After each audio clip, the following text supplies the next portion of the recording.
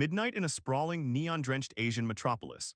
The heavy, polluted humidity clings to your skin like a wet towel. You hear it before you see it, the violent, rhythmic clash of a jagged metal spatula against a warped carbon steel wok. A sudden burst of blinding orange flame erupts into the dark sky, illuminating a face lined with deep exhaustion and decades of microscopic oil burns. The paradox here is staggering. The most complex, fiercely defended, and universally craved culinary inventions on the planet do not originate in pristine, climate-controlled test kitchens bankrolled by multi-billion-dollar hospitality syndicates. They are forged in the gutters, on the chaotic curbsides, and in the claustrophobic alleys of our world. Let us step out of the sterile, silent dining rooms and walk directly into the suffocating smoke. To truly understand how a rusted metal box on scavenged wheels conquered the collective human appetite, let us trace the grease and the smoke back to day zero.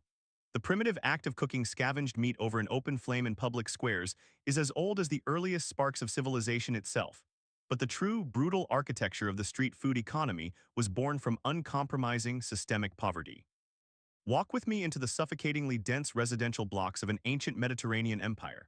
The ruling elite reclined in massive palatial estates, casually gorging on honey-glazed roasted wild boar and deeply fermented grapes, while the crushing majority of the terrified population lived in multi-story wooden tenements that blocked out the sun. These towering, rotting death traps shared one fatal design flaw: they had absolutely no kitchens. Lighting an indoor fire meant absolute thermal annihilation for the entire city block. Therefore, the lower classes were violently forced into the crowded streets just to secure basic caloric survival. They relied heavily on a chaotic network of open-air thermal counters, massive stone monoliths carved with deep, soot-stained hollows, serving bubbling cauldrons of aggressive stews, heavily salted fish, and rock-hard, unleavened bread. The exhausted street vendor of antiquity was not celebrated as an artisanal craftsman. They were the absolute central pillar of urban survival. If the vendors stopped cooking, the city instantly starved and rioted. This foundational mechanic spread like an aggressive virus across the globe, mutating to fit the specific misery of every era. Fast forward to the sprawling, brutal colonial markets of the 18th and 19th centuries. Indigenous populations, violently stripped of their agricultural land and natural resources by invading imperial military forces, rapidly weaponized their ancestral inherited knowledge of regional spices and chemical preservation. They were forced to take the absolutely discarded cuts of meat, the rubbery intestines, the shattered hooves, the tough offal, the coagulated blood, and subject them to fiercely aggressive acidic marinades. They boiled these remnants in massive, dented iron vats of heavily seasoned animal fat until the inedible became undeniably euphoric. Street food was an act of pure, unfiltered defiance. It served as a vital caloric lifeline for the exploited manual laborer, the exhausted factory worker, and the displaced immigrant who possessed absolutely nothing left in the world except the secret, complex recipes permanently etched into their memory. The rusted pushcart thus became a mobile, indestructible sanctuary. It required almost zero financial capital to launch into existence. A few planks of rotting, scavenged wood, a stolen cast-iron pot, and a handful of black coal were enough raw materials to build a micro-empire of pennies, defying the heavy taxation and control of the governing elite. But a purely survival-based system inevitably evolves into a hyper-efficient, highly engineered machine. Let us tear down the exact mechanical and operational blueprint of the modern street food stall. It is an absolute, undeniable marvel of aggressive spatial engineering and raw thermodynamic mastery that puts modern commercial architecture to shame. A traditional high-end brick-and-mortar restaurant relies heavily on thousands of square feet of expensive real estate, highly segmented and sterilized prep stations, and a massive bloated hierarchy of highly specialized chefs moving in calculated silence. A street cart violently compresses that entire industrial ecosystem into a hostile, exposed area no larger than a standard corporate office desk. Every single millimeter of the cart serves a fatalistic, highly calculated purpose. The heat source is localized, terrifyingly close to the operator, often utilizing a highly volatile, illegally modified high-pressure gas burner capable of generating an intense thermal output directly equivalent to a small jet turbine. The carbon steel wok acts as a dynamic concave universe, utilizing three distinct, highly aggressive heat zones simultaneously: the blistering, red-hot bottom designated for rapid sugar caramelization, the steeply sloping metallic sides engineered for gentle steam manipulation, and the chaotic, kinetic air suspended directly above the pan for infusing the organic matter with aerosolized fat and smoke. This specific, highly coveted chemical reaction fundamentally alters the molecular structure of the ingredients. In the heavily scarred hands of a veteran operator, this singular hammered piece of metal processes raw, chaotic, heavily contaminated ingredients into complex, utterly safe biological fuel in under 90 frantic seconds. The isolated vendor must act as the visionary executive chef, the ruthless inventory manager, the lightning-fast cashier, and the intimidating crowd control enforcer all at the exact same moment. They are forced to memorize the hyper-specific, highly demanding dietary modifications of 50 different, aggressively impatient customers, all while screaming over the deafening roar of passing industrial traffic and wailing emergency sirens. It is a stunning ballet of controlled violence and unyielding psychological endurance. If you are obsessed with decoding the unseen systems, the raw structural ingenuity, and the hidden cultural engineering that secretly run our daily lives, hit that subscribe button. We unearth the highly complex hidden mechanics of the modern world every single week, and your active presence in this exclusive club of curious minds is what keeps our analytical fire burning. Now, looking much deeper into the staggering economic engine of this curbside revolution, we uncover a terrifying statistical reality that completely shatters our understanding of global commerce. The decentralized street food economy operates as an invisible shadow massive enough to directly rival the gross domestic product of entire industrialized nations. Every single day, an estimated 2.5 billion human beings enthusiastically consume hot meals from an unlicensed street vendor. That is nearly a third of the entire human species, casually exchanging crumpled, grease-stained banknotes and flashing digital micropayments for hand-folded translucent dumplings, heavily charcoal-blistered meat skewers, and dangerously deep-fried complex starches. This is absolutely not a niche underground subculture reserved for the adventurous tourist. It is a massive, decentralized, completely unregulated megacorporation functioning entirely on hard cash, fierce community trust, and raw, biological caloric demand. When aggressive, sweeping modernization violently swept through urban capitals in the mid-20th century, arrogant city planners and highly paid urban developers assumed these archaic, dirty carts would be swiftly eradicated by the rise of sterile, brightly lit, mass-produced fast food franchises. The men in expensive gray suits built thousands of identical drive-through windows, heavily armed with billions of dollars in psychological marketing warfare, highly synthetic flavor profiles engineered in clinical laboratories, and massively subsidized agricultural monopolies designed to crush any independent competition. They successfully engineered perfectly uniform, chemically addictive food products explicitly designed to violently crush local culinary traditions. Yet the stubborn street carts simply did not die. They dynamically mutated. They aggressively adapted to the suffocating concrete sprawl. Ingenious vendors quickly retrofitted discarded postal delivery trucks and heavily rusted laundry vans, installing massive reinforced suspension systems strictly to carry thousands of pounds of industrial deep fryers, highly pressurized propane tanks, and sprawling flat-top iron grills directly across hostile city lines.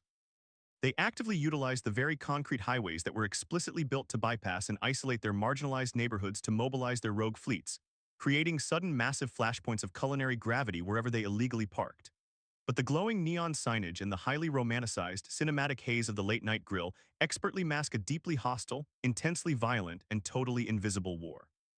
What actually happens behind the heavy oak closed doors of City Hall is a relentless, highly funded campaign of urban sanitation deliberately weaponized against the working class.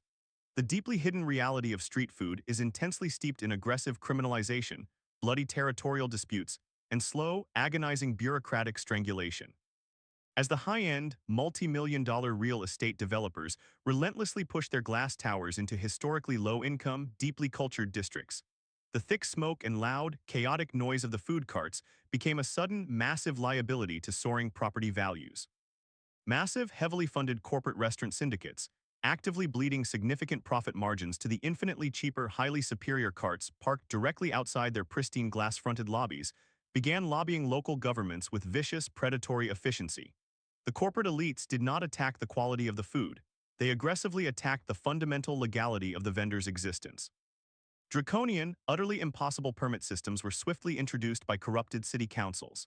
In many major Western metropolises, a legally binding street vendor operating permit was artificially, severely capped, instantly creating an absurd, highly dangerous criminal black market where a singular piece of laminated paper could be illegally rented out by shadowy underworld brokers for tens of thousands of dollars a year. The desperate vendors, very often undocumented immigrants, fleeing political refugees, and the fiercely marginalized citizens of society, were violently forced deeper into the shadows. Let us look incredibly closely at the daily, agonizing psychological terror of operating an illegal, highly targeted cart. You wake up at 2 in the morning in a cramped, unventilated, freezing apartment simply to manually process 50 pounds of raw poultry with a dull knife. You physically drag a 300-pound metal cart through violently cracked asphalt, quietly praying the brittle wheels do not completely shatter before you reach your destination. You aggressively secure your specific street corner, violently fighting off angry rival vendors in a bitter territorial dispute decided strictly by physical intimidation and an unspoken, ruthless street law. And then, the constant, suffocating paranoia officially sets in. The sudden, terrifying flash of a red police siren. The abrupt, highly aggressive appearance of armed, unsmiling municipal health inspectors. In a matter of agonizing seconds, thousands of dollars of vital cooking equipment and highly perishable inventory can be permanently confiscated, brutally dumped directly into the crushing back of a municipal garbage truck, while the weeping vendor is coldly handed crushing, astronomically high financial fines they will absolutely never be able to legally pay. It is a highly systemic, perfectly engineered machine explicitly designed to utterly break their spirit.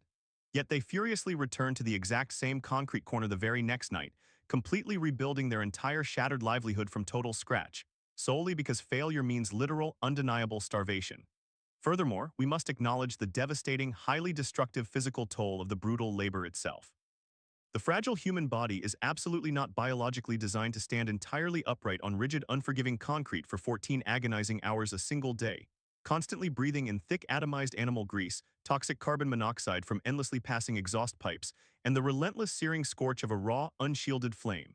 Fragile tendons violently snap. Pink lungs rapidly degrade into black ash. The stoic vendors age at literally twice the normal biological speed, willingly sacrificing their own physical forms merely to secure a basic educational future for their sleeping children. The mainstream media absolutely loves to highly romanticize the gritty, endlessly smiling, authentic street chef, intentionally and completely ignoring the immense, crushing, generational trauma required just to produce a hot $3 meal. And exactly herein lies the ultimate, profoundly sickening irony of the entire modern global culinary landscape.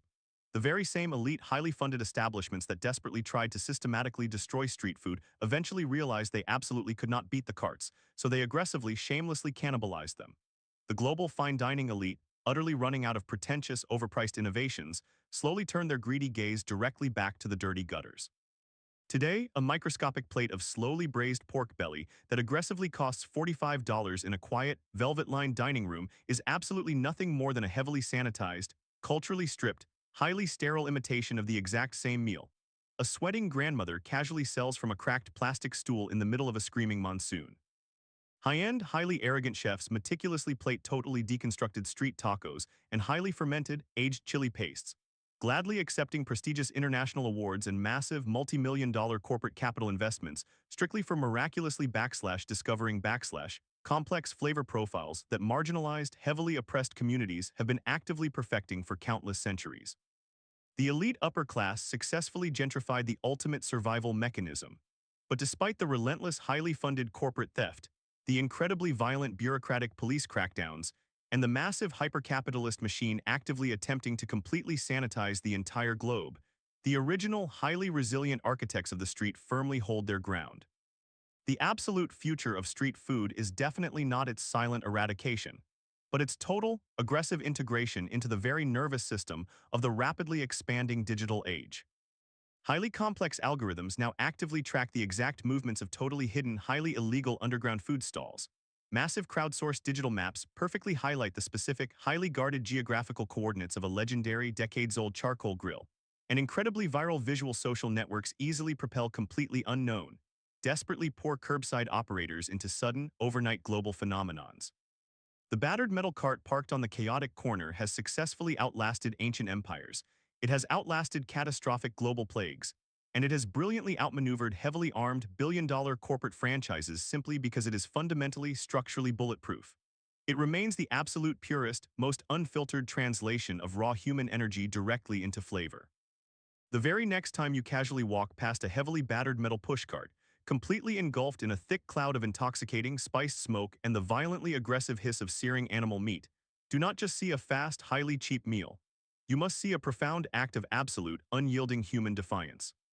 See a totally unbroken, highly complex lineage of brutal survival, masterful spatial engineering, and raw, unfiltered human ambition operating silently in the very dark shadows of our glittering glass skyscrapers. Our entire modern world is fundamentally built on these completely forgotten, highly hidden foundations, and the deep, burning hunger to truly understand them is exactly what firmly separates the intensely awake from the endlessly asleep. If tracking the completely invisible forces, the dark architectures, and the incredible untold histories that secretly shape our complex reality deeply feeds your own intellectual curiosity, then you absolutely belong right here. Hit that subscribe button right now, permanently join our growing syndicate of relentless truth seekers, and never ever stop questioning what actually lies completely beneath the surface.